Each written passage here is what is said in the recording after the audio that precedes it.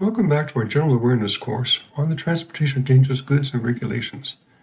In this module, we will discuss a new entry in the transportation of dangerous goods field, site registration. As you can imagine, the transportation of dangerous goods is a vast activity. Goods are moving all over the place, and trying to ride herd over it all is Transport Canada. But until 2024, Transport Canada was hamstrung in its efforts by a lack of information. In essence, it had no objective data on what dangerous goods were being shipped where. That has now changed. In 2024, Transport Canada introduced into the Transportation of Dangerous Goods Regulations Part 17, Site Registration. The key to these efforts is the Client Identification Database, or CID. The CID allows you to submit basic information about your dangerous goods activities. Transport Canada uses the information to better assess risk, enhance overall safety, and facilitate effective communication and collaboration.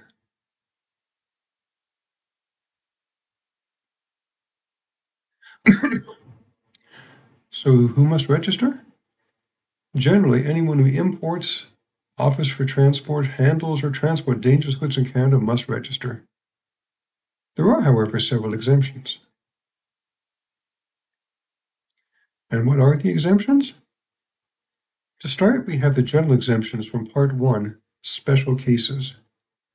An example is Section 2.15, the Transportation Within a Facility exemption that we discussed in Module 3. This says these regulations do not apply to dangerous goods that are transported solely within a manufacturing or processing facility. This broad exemption means you also need not comply with the site registration requirements. The second place where you find broad exemptions is in Schedule 2, the special provisions we discussed in Module 2. An example is Special Provision 18, which exempts solid carbon dioxide, better known as dry ice, from all parts of the regulation, except for Parts 1 and 2, which cover general rules and classification.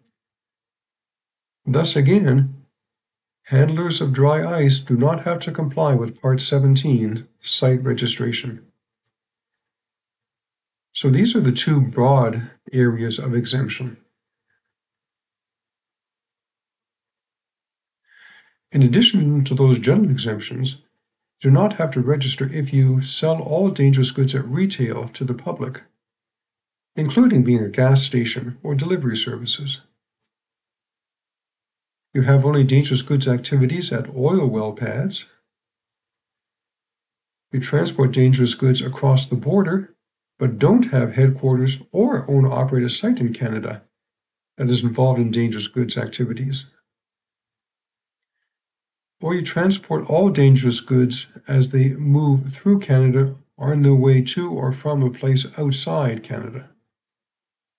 This is the same case we discussed in an earlier module about dangerous goods being shipped from Washington State to Alaska through Canada. If you do not qualify for an exemption, since this is a site registration activity, it is important that we be clear on what a site is.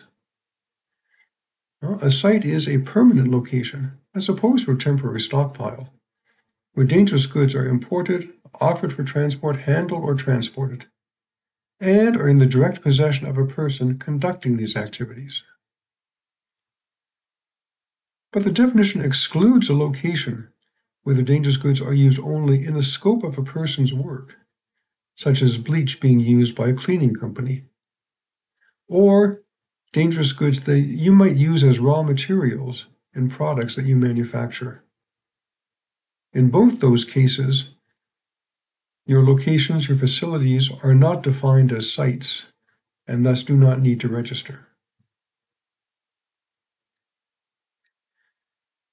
As to what information you must submit, it is quite basic and includes your business number, name and address of your headquarters, phone numbers and email addresses of both a contact and their replacement when absent, the addresses of all sites where dangerous goods are handled, the mode of transport of dangerous goods used at each site, and for each site, the classes and divisions of dangerous goods that are being handled or transported within the previous fiscal year.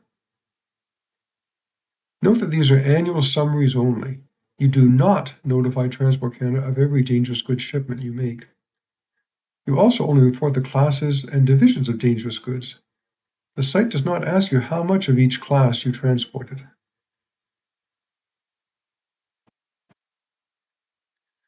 To keep the database current, you must renew your registration annually within 30 days of the anniversary date of your initial registration.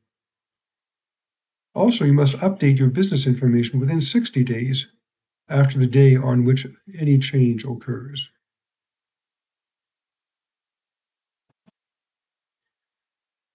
To help organizations out with these new requirements, Transport Canada has created several support pages for the CID, including the Client Identification Database Initial Registration page, a CID FAQ page, a CID questionnaire about who should register, and a video tutorial.